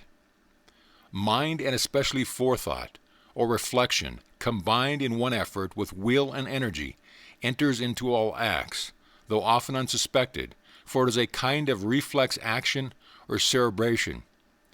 Thus I once discovered to my astonishment in a gymnasium that the extremely mechanical action of putting up a heavy weight from the ground to the shoulder, and from the shoulder to the full reach of the arm above the head, became much easier after a little practice, although my muscle had not grown nor my strength increased during that time. And I found that whatever the exertion be, there was always a trick or knack, however indescribable, by means of which the man with the brain could surpass the dolt at anything, though the latter were his equal in strength. But it sometimes happens that the trick can be taught and improved upon, and it is in all cases forethought, even the lifting of weights or the willing on the morrow to write a poem. This acting or working of the two thoughts at once, the thought of just what you want and the thought that you succeed, may be difficult for some readers to understand. It may be formulated thus: I wish to remember tomorrow at 4 o'clock to visit my bookseller. Booksellers, 4 o'clock, 4 o'clock. But with practice the two will become as one conception. When the object of a state of mind, as for instance, calmness all day long, is obtained, even partially, the operator, who must of course do all to help himself to keep calm, should be remembered in his wish, will begin to believe in himself sincerely, or in the power of his will to compel a certain state of mind. This one all may be won by continued reflection and perseverance. It is the great step gained, the alphabet learned, by which the mind may pass to boundless power. This process of autosuggesting and trusting to the effect of ordinary sleep is well adapted to producing desired states of mind, including those manifesting in future action. Forethought can be of vast practical use in cases where confidence is required. Many a young clergyman and lawyer have been literally frightened out of a career, and many an actor ruined for want of very little knowledge, and in this I speak from personal experience. Let the aspirant who is to appear in public or pass an examination and is alarmed base his forethought on such ideas as this: that he would not be afraid to repeat his speech to 1 or 2 persons. Why then should he fear 100 people? There are some who can repeat this idea to themselves, till it takes hold strongly, and they rise almost feeling contempt for all in court, as did a lady in St. Louis who felt so relieved when a witness and not feeling frightened that she bade the judge and jury to cease looking at her in that impudent way. It will be useless for any person to take up this method as a trifling pastime, or to attempt autosuggestion and development of will with as little earnestness as one would give to a game of cards. For in such half-hearted effort, time will be lost and nothing come of it. Unless centered upon with the most serious resolve to persevere, and make greater effort and more earnestly at each step, it had better be left alone. All who persevere with calm determination cannot fail ere long to gain a certain success. And this achieved, the second step is much easier. However, there are many people who, after doing all in their power to get to the gold or diamond mines, hasten away even when in the full tide of success, because they are fickle. And such people are more wearisome and greater foes to real science than the utterly indifferent or the ignorant. This will not have been written in vain should it induce the reader to reflect on what is implied by patient repetition or perseverance, and what an incredible and varied power that man acquires who masters it. There are many cases in which the reader may ask me whether this method may be employed, to which I am compelled to answer that I have had no experience in such case. But I may add, in such cases, that as regards the method, I am like the Scotch clergyman, who, being asked by a wealthy man if he thought the gift of £1,000 to the kirk would save the donor's soul, replied, "I am not prepared to precisely answer that question, but I would not warmly advise you to try it." End of chapter. Lesson 9. The Leland Method. Mr. Leland, whose remarks on forethought we gave you in the preceding lesson, paid much attention to a method of using the inner consciousness, which is generally known as the Leland Method. Other writers before and after Mr. Leland's work have considered this phase of the subject, but Mr. Leland deserves much credit for having brought the matter before the attention of a large number of people in so practical a manner and in so forcible a style. We herewith give you the gist of his method in his own words, culled from his works on the subject. Mr. Leland begins by stating that for a number of years he had given much attention, time, study, and reflection to the subject of the methods of impressing the inner conscious planes of the mind with autosuggestion, forethoughts, mental commands, orders to the Brownings, etc., given immediately before one would sink to sleep at night. He then goes on to say, all mental or cerebral faculties can by direct scientific treatment be influenced to what would have been regarded as miraculous action, and which is even yet very little known or considered. In the development of this theory, and as confirmed by much practical and personal experience, the will can by very easy process of training, or by aid of autosuggestion, be strengthened to any extent, and states of mind soon induced, which can be made by practical habitual. Thus a man, by a very simple experiment a few times repeated, an experiment which I clearly describe and which has been tested and verified beyond all denial, can cause himself to remain during the following day in a perfectly calm or cheerful state of mind. And this condition may, by means of repetition and practice, be raised or varied to other states or conditions, or of a far more active or intelligent description. Thus, for illustration, I may say that within my own experience, I have by this process succeeded, since my 70th year, in working all day far more assiduously, and without any sense of weariness or distaste for labor, than I ever did at any previous period of my life. And the reader only try the extremely easy experiment, as I have described it, to satisfy himself that he can do the same, that he can continue it with growing strength ad infinitum. Mr. Leland then goes on to point out to the reader the effects of autosuggestion, which are known to all students of psychology. He says, "Then it came to my mind that since autosuggestion was possible, that if I would resolve to work all the next day, that is, applying myself to literary or artistic labor, without once feeling fatigue and succeed, it would be a marvelous thing for a man of my age. And so it befell that by making an easy beginning, I brought it to pass to perfection. What I mean by an easy beginning is not to will or resolve too vehemently, but to simply and very gently, yet assiduously, impress the idea upon the mind so as to fall asleep while thinking of it as a thing to be. My next step was to will that I should, all the next day, be free from any nervous or mental worry, or preserve a hopeful, calm, or well-balanced state of mind. This led to many minutes and extreme curious experiments and observation. That the imperturbable or calm state of mind promptly set in was undeniable, but it often behaved like the angel in H.G. Wells' novel, The Wonderful Visit, as it somewhat frightened at, or with, by its own new abode, and no wonder, for it was indeed a novel guest, and the goblins of worry and tease, fidget and fear, who had hitherto been allowed to ride about and come and go at their own sweet wills, were ill pleased at being able to keep quiet by this new lady of the manor. I had my lapses, but withal I was simply astonished to find how, by perseverance, habitual calm not only grew upon me, but how decidedly it increased. And far beyond perseverance and labor, or the inducing a calmer and habitually restful state of mind, was the awakening of the will, which I found as interesting as any novel or drama, or series of active adventures, which I have ever read or experienced. Then Mr. Leland proceeds to impart to his readers his discovery or method as follows, and this is the discovery. Resolve before going to sleep that if there be anything whatever for you to do which requires will or resolution, be it to undertake repulsive or hard work or duty, to face a disagreeable person, to fast or to make a speech, to say no to anything, in short, to keep up to the mark or make any kind of effort, that you will do it, as calmly and unthinkingly as it may be.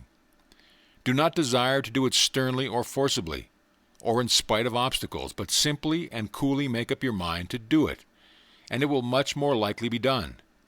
And it is absolutely true that if persevered in, this willing yourself to will by easy impulse unto impulse given will lead to marvelous and most satisfactory results.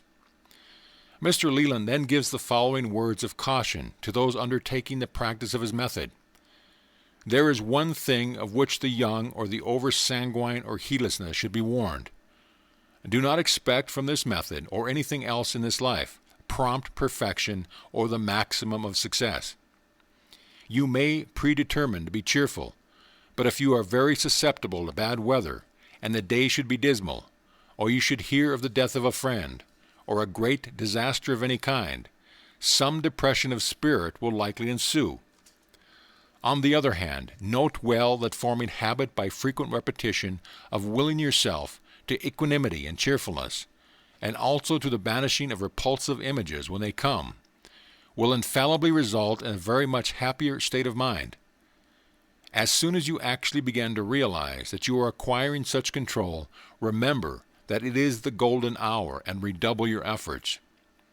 I trust that I have thus far in a few words explained to the reader the rationale of a system of mental discipline based on the will, and how by a very easy process the latter may be gradually awakened. Everyone would like to have a strong, vigorous will, and there is a library of books or sermons in some form exhorting the weak to awaken and fortify their wills or characters, but all represented as hard and vigorous process, akin to storm and stress, battle and victory, and none really tell how to go about it. I have indeed only indicated that it is by autosuggestion that the first steps are taken.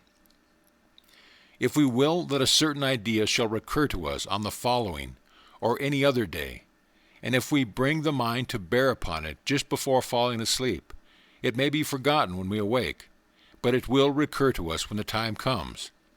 That is what almost everybody has proved, that if we resolve to awake at a certain hour, we generally do so, if not the first time, after a few experiments, apropos of which I would remark that no one should expect full success from any first experiment. Just by the same process as that which enables us to awake at a given hour, and simply by substituting other ideas for that of time, we can acquire the ability to bring upon ourselves predetermined or desired states of mind.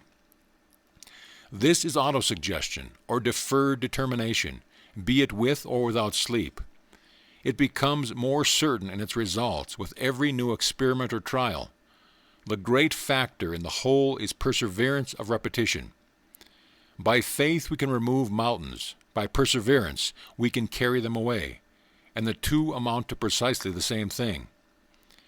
And here be it noted what I believe no writer has ever before observed, that as perseverance depends upon renewed forethought and reflection, so by continued practice and thought in autosuggestion, the one practicing begins to find before long that his conscious will is acting more vigorously in his waking hours, and that he can dispense with the sleeping process. For in fact, when we once find that our will is really beginning to obey us and inspire courage and indifference where we were once timid, there is no end to the confidence and power which may ensue. Now this is absolutely true. A man may will certain things ere he fall asleep. This willing should not be intense, as the old magnetizers taught. It ought rather to be like a quiet, firm desire or familiarization with what we want, often gently repeated until we fall asleep in it.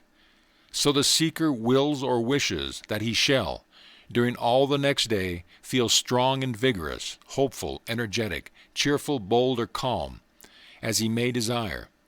And the result will be obtained just in proportion to the degree in which the command or desire has impressed the subconscious mind or sunk into it.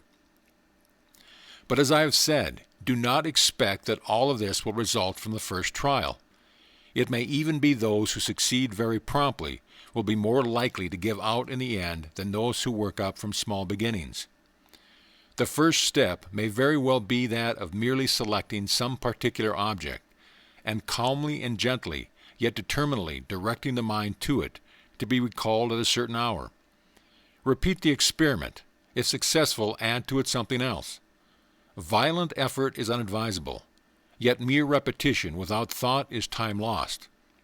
Think, while willing, what it is that you really do want, and above all, if you can, think with a certainty and feeling that the idea will surely recur to you. To recapitulate and make all clear, we will suppose that the reader desires during the following day to be in a calm, self-possessed, or peaceful state of mind. Therefore, at night, after retiring, let him first completely consider what he wants and means to acquire. This is the forethought, and it should be as thorough as possible. Having done this, will or declare that what you want shall come to pass on waking, and repeating this and thinking on it, fall asleep. This is all. Do not wish for two things at once, or not until your mind shall have become familiar with the process. As you feel your powers strengthen with success, you may will yourself to do whatever you desire. It may have struck the reader as an almost awful or at least a very wonderful idea that man has within himself, if he did but know it, tremendous powers or transcendental faculties of which he has really never had any conception. One reason why such bold thought has been subdued is that he always feeling, according to tradition, the existence of superior supernatural beings, by whose power and patronage he has been effectively restrained or kept under. It may seem a bold thing to say that it did not occur to any philosopher through the ages that man, resolute, noble, and free, might will himself into a stage of mind defying devils and phantasms, or that amid the infinite possibilities of human nature there was a faculty of assuming the indifference habitual to animals when not alarmed. Our method renders potent and grand, pleasing or practically useful to all who practice it, a faculty which has the great advantage that it may enter into all the relations or acts of life, will give to everyone something to do, something to occupy his mind, even in itself, and if we have other occupations. The student will recognize in the Leland method the same principles of autosuggestion, of self-command that we have referred to in other lessons, already with the principle of the mental helpers already spoken of. But he'll also notice the stress and importance that Mr. Leland attaches to the idea of giving the command or autosuggestion just before one goes to sleep. This idea, in fact, forms the keynote of the Leland method, and Mr. Leland's ideas have attracted much attention by reason thereof. Notwithstanding that the idea of suggestion before sleep has been referred to and written upon by other writers, before and since the date of Mr. Leland's work. But inasmuch as the latter brought out this phase of the subject so clearly, It is but just that any presentation of the general subject contain a liberal reference to his work, theories and ideas, and full credit for the same. There is a good psychological reason underlying the fact that mental commands given to one's own mind just before sleep should prove so effective. The reason lies in the fact that sleep is a state induced by nature, not only for the purpose of resting the physical body and enabling the reparative and recuperative process to work to their best advantage. Important as this is work, there is still another purpose behind the phenomena of sleep. During sleep, there is a mental work going on, as well as the physical. The teeny worker of the mind, to follow the figurative illustrations already used by us, the brownies of the mind do much of their work during the time of sleep. The period of sleep is the time of great doings, on some of the planes of the inner consciousness. Then is to be found the performance of the works of mental assimilation, analysis, collation, combining, adjusting, storing away, arranging, etc., of the material gathered by the outer consciousness, through its sense organs and reasoning faculties during the waking hours just past. The workers of the mind gather up the material roughly stored at the end of the day, and store it away systematically, each impression according to its kind, and according to the law of association, so that when one starts on a certain subject, he will find arranged in order all that he knows concerning that subject. The process is like the arrangement of books in a large modern reference library, so that anyone familiar with the system may go from one book to another until he has acquired himself with all the library contains concerning that particular subject. But this is not all. During the day, the conscious mind has made numerous demands for certain information, answers, work, solutions, etc., more or less unconsciously. And the little workers of the mind take this their first chance to do this work, now that the outer consciousness is asleep, and not bothering them with demands for the performance of the numerous tasks of the day that demand immediate action. They gather together the scattered material, and like the brownies, work up the material into perfected articles, so that the next day the individual is surprised to find how his mind has worked out many matters for him while he was asleep. These little brownies work while you sleep, as the current clang expresses it. And so now you see the value of the Leland method. Just before going to sleep, you formulate a definite demand upon the brownies, and then dismiss the subject from your outer consciousness. Then while you are asleep, the desired task is accomplished, and the missing link to the chain of knowledge is forged and adjusted into place. The puzzling problem is solved. The perplexing riddle is answered. But you must always remember that after you have said to your inner consciousness, "Attend to this for me while I sleep," you must then positively dismiss the matter from your outer consciousness, just as the great executive dismisses a matter when he gives it over to a tried and trusted assistant. Until you do this, the inner consciousness cannot do its work properly. Always remember this in connection with this phase of the subject. It is highly important. End of chapter. Lesson 10. Intuition and Beyond. Just as there are mental planes which the investigator naturally classifies as below the ordinary planes of consciousness, the instinctive plane, the physical function plane, the habit plane, and even the plane on which the so-called automatic thinking, etc., manifests, so are there many planes which one naturally thinks of as above the ordinary planes. As we have said, not only are there the basements and sub-cellars beneath the floor of the packings and shipping department of the mind, but also many upper stories above the floor. Upon these upper floors of the mind rest those things which the world calls genius, inspiration, intuition, spiritual power, and other names denoting higher faculties of the mind. Kay says, "It is in the ultra-conscious region of the mind that all its highest cooperations are carried on. It is here that genius works." Carlyle said, "Shakespeare's intellect is what I call an unconscious intellect. There is more virtue in it than he himself is aware of." The latest generations of men will find new meanings in Shakespeare, new elucidations of their human being. Goethe said, "I prefer that the principle from which and through which I work shall be hidden from me." Ferrier said, "The sublimest works of intelligence are quite possible, and may be easily conceived to be executed, without any consciousness of them on the part of the apparent and immediate agent. Holmes says, "The creating and informing spirit, which is within us and not of us, is recognized everywhere in real life. It comes to us as a voice that will be heard. It tells us what we must believe. It frames our sentences, and we wonder at this visitor, who chooses our brain as his dwelling place." Schofield says, "The supra-conscious mind lies at the other end. All these regions of higher soul and spirit life, of which we are only at times vaguely conscious, but which always exist, and link us on to eternal verities. On the one side, as surely as the subconscious mind links us to the body, and on the other." Schofield also says, "The mind indeed reaches all the way, and while on the one hand it is inspired by the Almighty, on the other hand it energizes the body, all whose purpose life it originates.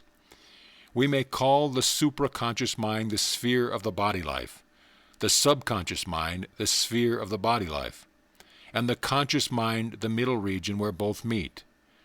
Schofield also said, "The Spirit of God is said to dwell in believers, and yet, as we have seen, His presence is not the subject of direct consciousness.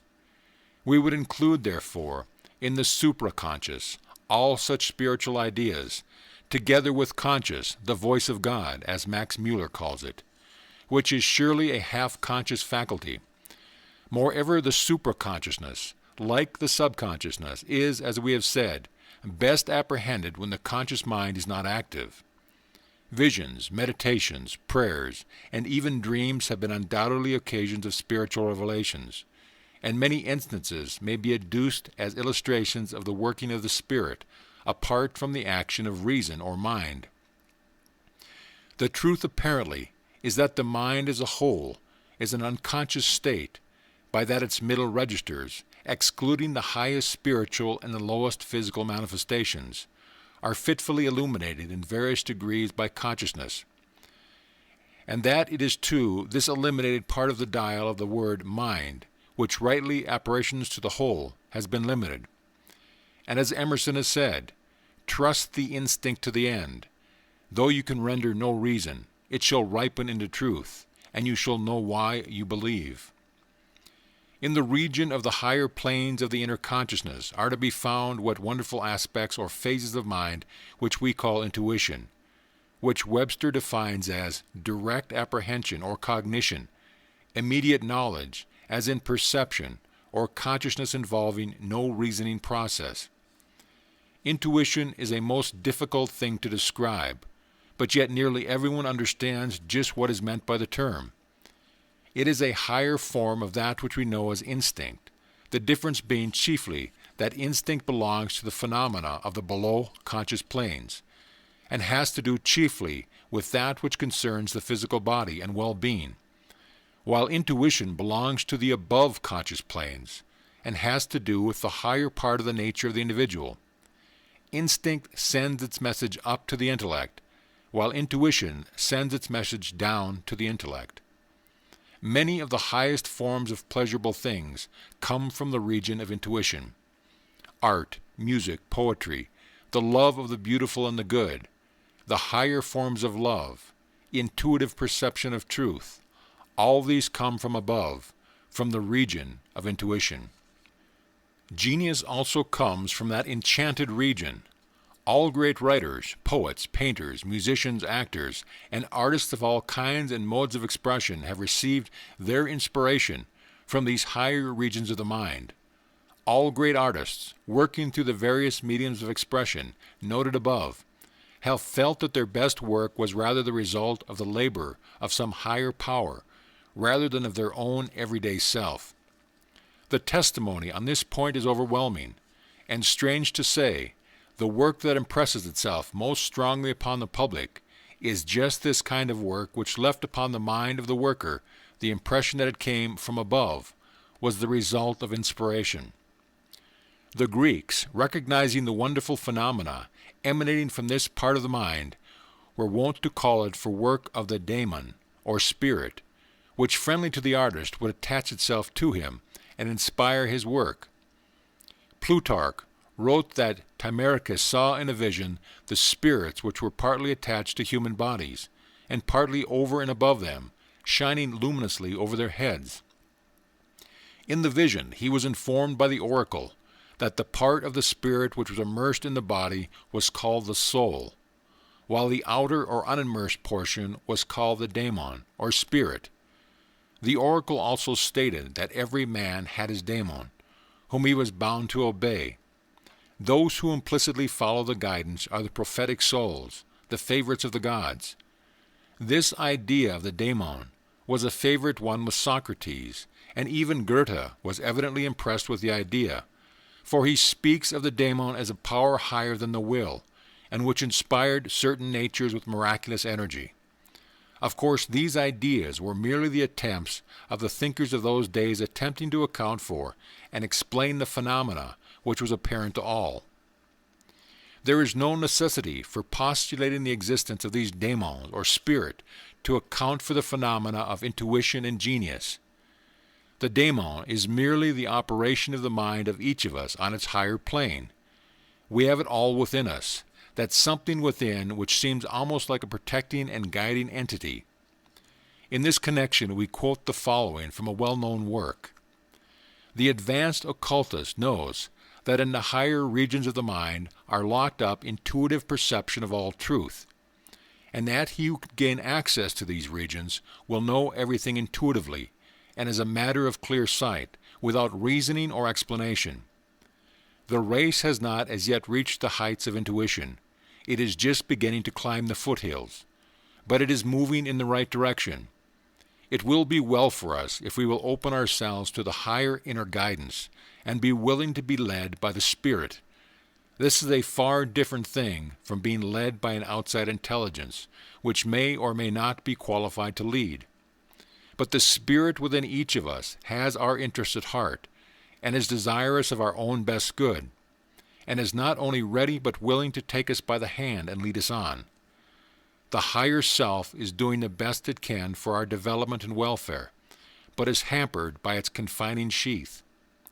And alas, many of us glory in these sheaths and consider them the highest part of ourselves. Do not be afraid to let the light of that Spirit pierce through these confining sheaths and dissolve them. The intuition, however, is not the Spirit, but is one of its channels of communication to us. There are other and still higher planes of mind, but the intuition is the one next above the intellect in the line of unfoldment, and we should open ourselves to its influence and welcome its gradual unfoldment and manifestation within ourselves. There are indeed planes of the inner consciousness above that which we know as intuition, but the consideration of these would take us beyond the scope of this little work and on to the great field of what has been called spiritual consciousness, and which is as yet practically undeveloped in the majority of the race. In this great field is also included that plane of consciousness which has been called cosmic consciousness, in which certain highly developed individuals have been able to penetrate, and thus realize an actual consciousness, that oneness of life and the unity in the universe. But, as we have said, this belongs to an entirely different phase of the general subject from that which we are considering in this work. The purpose of this little work is chiefly to point out to the students the various fields of consciousness common to the whole race, and which may be developed by any individual, together with certain suggestions concerning this work of development and use. Therefore, we must pass by with a mere mention these exalted planes of consciousness, which have been penetrated only by certain highly developed individuals. In fact, these higher planes can scarcely be called mental planes at all. They belong to that part of man's nature which is more properly designated spiritual. The possibilities before any man and every man along the lines pointed out in this work are sufficiently great for the majority of individuals, and the development and use of these various mental planes will keep them busy for a long time to come. And when finally they are ready for further progress, the way will open itself out for them, and the book or the teacher will be found ready to give the needed instruction. While the phase of the subject of inner consciousness, known as spiritual consciousing, that spiritual knowing, by means of which one is able to see through and beyond the things of the material plane, belongs to another branch of occult science, and can scarcely be touched upon in this work. Still, it would not be just to the reader for us to fail to call his attention to the higher planes of his own being, which are unfolding into conscious realization as he advances in spiritual unfoldment and attainment. All of us have recognized that something within which comes to our aid in times of doubt, distress, and trouble. Many of us have considered this something to be outside of themselves, but it is really a higher part of the soul awakened into greater activity by the needs of the individual. This something within is always alert and awake to our interest, and tries to send us a warning word or a restraining hand, but alas, we brush those loving admonitions aside as mere imagination, absurd notions, etc., and refuse to accept the message coming from the higher planes of our own being. Not only in times of danger does the something within us send us its messages, it tries to help us even in the little affairs of everyday life. Did you never feel an earnest desire for some information of a certain kind, and after failing to find it, later be led to some bookshelf in a store or in a public library, and picking up a book at random, find either the information you wish or else a reference to some other book containing the information? Many have had these experiences. Perhaps you are one of the number. Have you never had the experience of being led to a person or place in order to gain certain information or advantage? Have you never been led apparently in the opposite direction from where you thought a desired something might be found, only to find later that opposite direction was the thing you desired? Have you never been conscious of the little mental nudges in this direction, or the little restraining pullback drawing you away from certain things, afterwards to find that the suggestion of the something within had actually been right, whether you followed it or not? These things are not mere imaginings, but are the manifestations of that something which is the higher part of ourselves, always striving and trying to guide us aright. The old tales about conscience were founded on true scientific facts. Each of us has what folks have called a conscience, trying to steer the way true for each of us. This conscience, or something within, is not the goofy-goody thing that has been taught, but instead is a watchful something, knowing better and seeing farther than we can in our outer consciousness, and endeavoring to steer us right. Do not reject these things as played-out relics of outgrown creeds, but recognize them for what they are. Learn to recognize the pressure of the unseen hand. Welcome it when it comes, and bid it welcome. Do not shake it from your shoulder as an alien thing simply because you fail to understand it and its laws. Trust to its well-meaning and kindness. It is not an outside thing. It is a part of your very self. It will manifest according to your faith in and expectation in its presence. It is striving to unfold further and further into your conscious life, and you may aid it by bidding it welcome and treating it as part of yourself instead of as an alien.